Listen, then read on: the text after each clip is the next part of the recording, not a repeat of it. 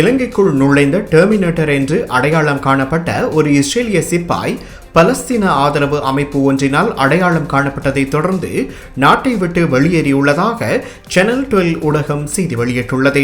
ஹிந்த் ரஜப் அறக்கட்டளையானது கல் ஃபெரன்புக் என்ற குறித்த ராணுவ சிப்பாயின் புகைப்படத்தை வெளியிட்டு காசாவில் ஒரு குழந்தையை கொன்றதற்காக அவரை கைது செய்ய கோரி இலங்கை அதிகாரிகள் சர்வதேச குற்றவியல் நீதிமன்றம் மற்றும் இன்டர்போலிடம் மேல்முறையீடு செய்ததாகவும் கூறப்படுகிறது. இந்த நிலையில் கைது செய்யப்படுவதற்கு முன்னர் கொழும்பை விட்டு வெளியேறுமாறு இஸ்ரேலிய அதிகாரிகளிடமிருந்து ஃபெரன்புக்கிற்கு அவசர அழைப்பு வந்ததாக சேனல் 12 தெரிவித்துள்ளது. இந்த நிலையில் இஸ்ரேலுக்கு திரும்பியதும் ஃபெரன்புக் ஒழுங்கு நடவடிக்கை அல்லது குற்றவியல் நடவடிக்கைகளை எதிர்கொள்ள வேண்டுமா என்பது தொடர்பில் சேனல் 12 கேள்வி எழுப்பியுள்ளது. இலங்கையில் தங்கியிருக்கும் இஸ்ரேலிய போர் குற்றவாளிகளை உடனே வெளியேற்று, பலஸ்தீனுக்கு எதிரான இனப்படுகொலைகளை உடனே நிறுத்தி என்ற கோஷங்களை எழுப்பியவாறும் பதாதைகளை ஏந்தியவாறும் இலங்கை அமெரிக்க தூதரகத்திற்கு முன்னால் இன்று ஆர்ப்பாட்டம் ஒன்று இடம்பெற்றிருந்தது.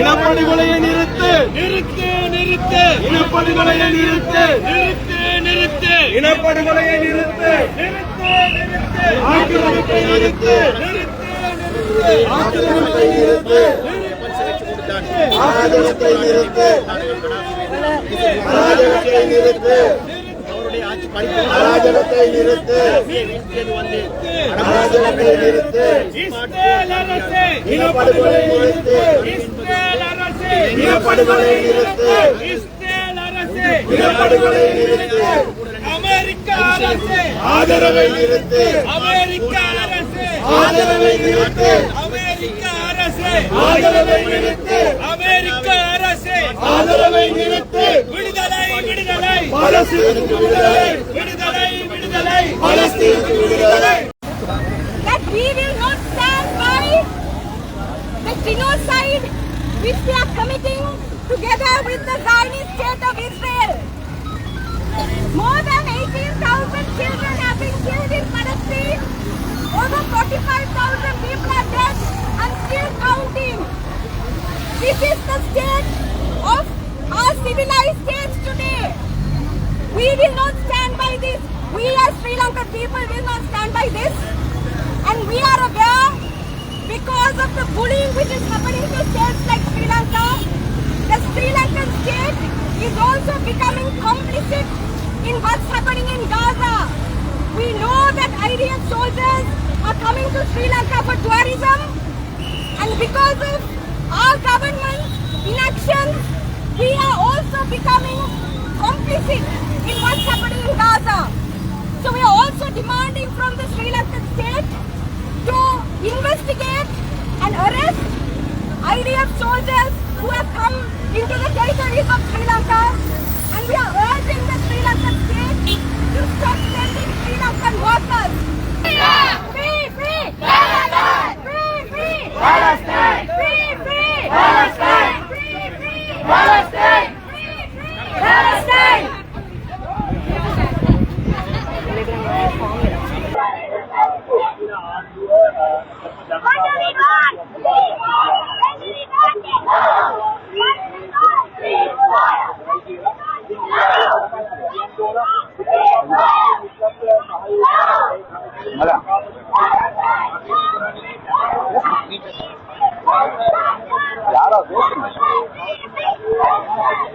இங்கு தொடர்ச்சியாக ஒரு வருடத்தையும் கடந்து மனிதமான அடிப்படையில் அல்லாமல் கடுமையான மனித அதாவது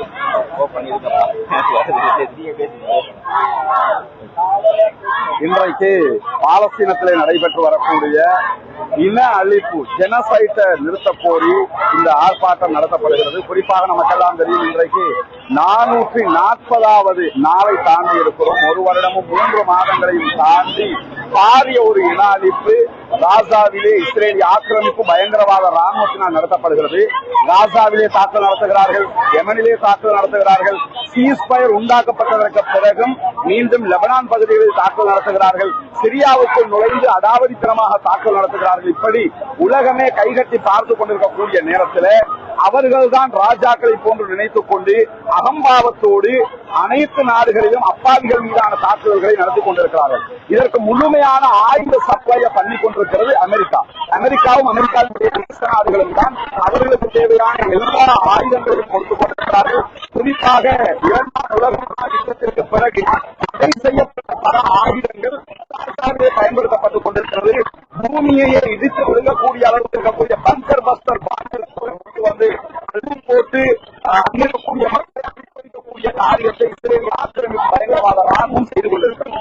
நேற்றைய தினம் இஸ்ரேலில் இயங்கக்கூடிய லண்டனை தளமாக கொண்டிருக்கக்கூடிய ஹெரேஸ் பத்திரிகைக்கு இஸ்ரேலிய ராணுவத்தை சேர்ந்தவர்கள், குறிப்பாக வடக்கு இஸ்ரேல் வடக்கு காசாவுல இருக்கக்கூடிய இஸ்ரேலிய சிப்பாய்களிடத்தில் ஹெரேஸ் பத்திரிகை பேட்டி எடுத்திருக்கிறார்கள். அங்கே என்ன நடக்கிறது என்பதை கேட்கிற போது அவர்கள் சொல்லியிருக்கக்கூடிய அதிர்ச்சிகரமான செய்தி என்னவென்று சொன்னால், எங்களுக்கு மத்தியிலே பாலஸ்தீனர்களை கொன்றொழிப்பதில் போட்டி இருக்கிறது. எங்களுடைய ஒரு படைப்பிரிவு 150 பேரை கொண்டால் இன்னொரு படைப்பிரிவு 200 பேரை கொல்ல வேண்டும் என்று போட்டி போட்டுக் கொண்டிருக்கிறோம். ஒரே ஒரு பாலஸ்தீனரை கொல்வதற்கு கூட நாங்கள் ஆயிரக்கணக்கான தோட்டாக்களை பயன்படுத்தி அவர்களை கொன்றொழிப்போம். கொல்லுகிற நேரத்தில் சிரித்துக் கொண்டே போட்டி போட்டு கொல்லுவோம் என்று பகிரங்கமாக அவர்கள் நேற்று ஹெரேஸ் பத்திரிகைக்கு பேட்டி கொடுத்திருப்பதை பார்க்க முடியும். அதில் அவங்க சொன்ன பெரிய அதிர்ச்சிகரமான செய்தி என்னன்னு கேட்டா, பாலஸ்தீனர்கள் நாங்க கொல்லுகிற போது 200 பேரை கொன்றோம் என்றால் அதிலே 10 பேர் தான் பாலஸ்தீன் போராளிகளாக இருப்பார்கள். பாலஸ்தீனத்திலே சுதந்திரத்திற்காக போராடுகிற பாலஸ்தீன் ராணுவத்தை சேர்ந்தவர்கள் 10 பேர் தான் இருப்பார்கள். மீதி 190 பேரும் அப்பாவிகளாகத்தான் இருப்பார்கள் என்று பகிரங்கமாகவே ஒத்துக்கொள்கிறார்கள். அவர்களே வாக்குமூலமும் கொடுத்திருக்கிறார்கள். கொடுத்தது மட்டுமல்லாமல் அங்கு கொல்லப்படுகிற அப்பாவிகளை போட்டோ எடுத்து நாங்கள் அனுப்புவோம். அனுப்பியதற்கு பிறகு ஜனாசாக்களை கையளிக்க மாட்டோம். ஜனாசாக்களை அழிப்பதற்கு என்று சொல்லி நாய் வளர்த்துக் கொண்டிருக்கிறோம் என்கிறது இஸ்ரேலிய ஆக்கிரமிப்பு பயங்கரவாத ராணுவம். நாய்களை வளர்த்து, வெறி நாய்களை வளர்த்து பாலஸ்தீன அப்பாவிகளை கொண்டு குவித்ததற்கு பிறகு அவர்களுடைய ஜனாசாக்களை நாய்களை விட்டு குதற விடுகிறார்கள், நாய்களை விட்டு கடிக்க விடுகிறார்கள், நாய்களை விட்டு சாப்பிட விடுகிறார்கள். இப்படி ஒரு அநியாயம் ஹிட்லருடைய காலத்தில் நாஜி படைகளால் கூட நடத்தப்படவில்லை. நாஜிக்களால் கூட செய்யாத அநியாயத்தை இன்றைக்கு நெத்தன்யாகு தலைமையிலான இஸ்ரேலிய ஆக்கிரமிப்பு பயங்கரவாத ராணுவம் செய்து கொண்டிருக்கிறது. இஸ்ரேலிய பிரதமர் பெஞ்சமின் நெத்தன்யாகுக்கும் அவருடைய முன்னாள் பாதுகாப்பு மந்திரியாக செயல்பட்ட யோ கலண்டுக்கும் எதிராக சர்வதேச நீதிமன்றம் ICC குற்றவியல் விசாரணைகளை நடத்தி அவர்களை கைது செய்யுமாறு அரெஸ்ட் வாரண்ட் கொடுத்திருக்கிறார்கள். 149 நாடுகள் உலகம் பூராகவும் ரோம் சட்டத்திலே கையெழுத்திட்டிருக்கிறார்கள். ரோம் சட்டத்திலே கையெழுத்திட்டிருக்கக்கூடிய 149 நாடுகளில் எந்த நாட்டுக்கு சென்றாலும் இவர்கள் கைது செய்யப்பட வேண்டும் என்கிற நியதி இருக்கிற போது யோ கேலண்ட் அமெரிக்காவுக்கு அழைத்து நாங்கள் கைது செய்ய மாட்டோம் என்று இதை பார்த்துக் கொள்ளும் உலகமே பார்த்துக்கிறீங்க. இஸ்ரேலியர்களை நாங்கள் கைது செய்ய மாட்டோம் என்று அமெரிக்காவினுடைய அரசாங்கம் மிக தெளிவாக நடந்து கொள்வது மட்டுமல்லாமல் அமெரிக்காவினுடைய புதிய ஜனாதிபதியாக தெரிவு செய்யப்பட்டிருக்கக்கூடிய டொனால்டு டிரம்பினுடைய அறிக்கையை நம்ம பார்க்கிறோம். என்ன சொல்றாருன்னா, உடனடியாக சரண்டர் ஆகல் என்று சொன்ன பாலஸ்தீன விடுதலை போராளிகள் காசாவில் இன்னொரு நரகத்தை பார்த்தீர்கள் என்கிறார். காசாவில் இனி பார்க்கறதுக்கு நரகம் ஒன்றும் கிடையாது, அங்க எந்த கட்டிடமும் கிடையாது. 93% கட்டிடங்கள் மொத்தமாக அழிக்கப்பட்டிருக்கிறது. 3000க்கு மேற்பட்ட பள்ளிவாசல்கள் அங்கே அழித்து ஒழிக்கப்பட்டு விட்டது. அங்கிருந்த பல்கலைக்கழகங்கள் அத்தனையும் அழிக்கப்பட்டு விட்டது. வீடுகள் அழிக்கப்பட்டு விட்டது. அங்க எடுக்கிறதுக்கு ஒன்றும் கிடையாது. குடிக்கிறதுக்கு தண்ணி இல்ல, சாப்பிடுறதுக்கு உணவு இல்ல, எடுக்கிறதுக்கு மருந்து இல்ல. நேற்று இரவு கமாலத்வான் மருத்துவமனை மீது தொடர் தாக்குதல் நடத்தப்பட்டுக் கொண்டிருக்கிறது. அங்கிருக்கக்கூடிய 32 மருத்துவமனைகள் இதுவரைக்கும் மொத்தமாக அழிக்கப்பட்டிருக்கிறது. துருக்கி மருத்துவமனை அழிக்கப்பட்டிருக்கிறது. இந்தோனேஷிய மருத்துவமனை அழிக்கப்பட்டிருக்கிறது. இப்படி எல்லா மருத்துவமனைகளையும் அழித்து விட்டார்கள். எந்த ஒரு யுத்தத்துல கூட இப்படியான அநியாயம் நடந்ததை நீங்க பார்க்க முடியாது. இங்க என்ன நீங்க கவனிக்கணும்னா, ஒவ்வொரு முறையும் ஜெனீவாவினுடைய அறிக்கை வருகிற நேரத்தில், ஜெனீவா கூட்டத்தொடர் வருகிற நேரத்தில் இலங்கை ராணுவ குற்றத்தை மேற்கொண்டது, இலங்கை அப்படி செய்தது, இலங்கை இப்படி செய்தது என்று இலங்கை ராணுவத்திற்கு எதிராக குதிக்கக்கூடிய, இலங்கை ராணுவத்திற்கு எதிராக அறிக்கை வெளியிடக்கூடிய ஜெர்மனாக இருக்கலாம், பிரிட்டானியாவாக இருக்கலாம், பிரான்ஸாக இருக்கலாம், அமெரிக்காவாக இருக்கலாம், யூரோப் கண்ட்ரி எதுவாக இருந்தாலும் அந்த எல்லா யூரோப் கண்ட்ரியும் தற்போது காசாவில் நடக்கிற இந்த அநியாயத்திற்கு துணை போகிறார்கள், அவர்களுக்கு சப்போர்ட்டாக இருக்கிறார்கள்.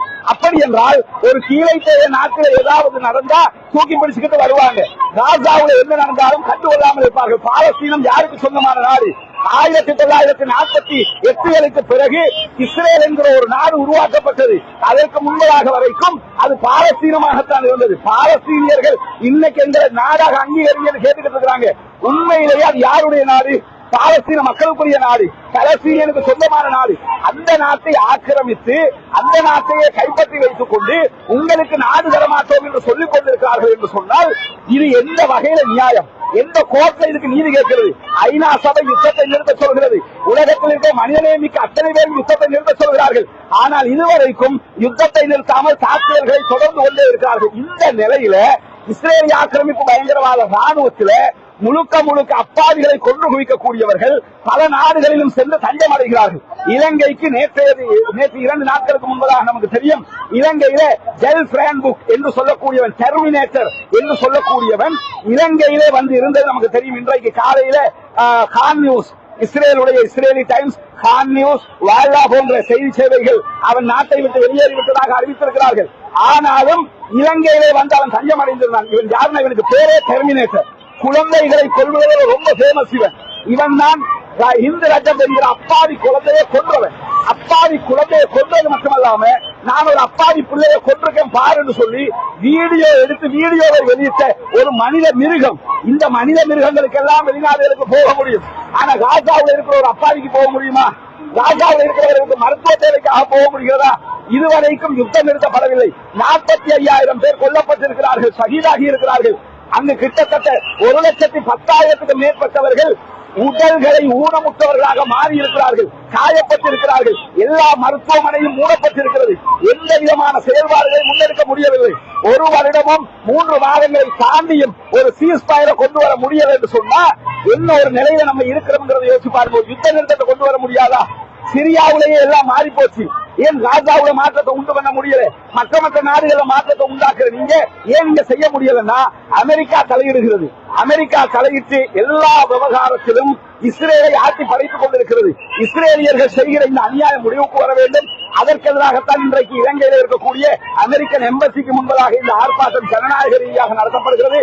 ஜனநாயக ரீதியாக குரல் எழுப்பிக் கொண்டிருக்கிறோம். எனவே இலங்கை அரசாங்கம் ஆளுகிற ஏகேடி கவர்மெண்ட்டை பொறுத்தவரையே அவங்க ப்ரோ பாலஸ்தீனியன், அவர்கள் பாலஸ்தீன ஆதரவாளர்கள் என்பதை மாற்று கருத்தில்லை.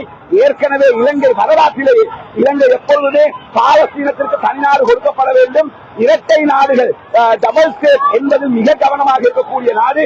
ஐநாவிலே கொண்டு வரக்கூடிய எல்லா தீர்மானங்களிலும் பாலஸ்தீனத்திற்கு ஆதரவாகத்தான் இலங்கை குரல் எழுப்பிக் கொண்டிருக்கிறது. அந்த வகையில சீஸ்பயர் ஒன்று கொண்டு வரப்பட வேண்டும், யுத்த நிறுத்தம் கொண்டு வரப்பட வேண்டும். இதற்காக அத்தனை பேரும் குரல் எழுப்ப வேண்டும். இலங்கை அரசாங்கமும் இதை ஓங்கி குரல் எழுப்ப வேண்டும் என்பதுதான் எங்களுடைய கோரிக்கையாக இருக்கிறது.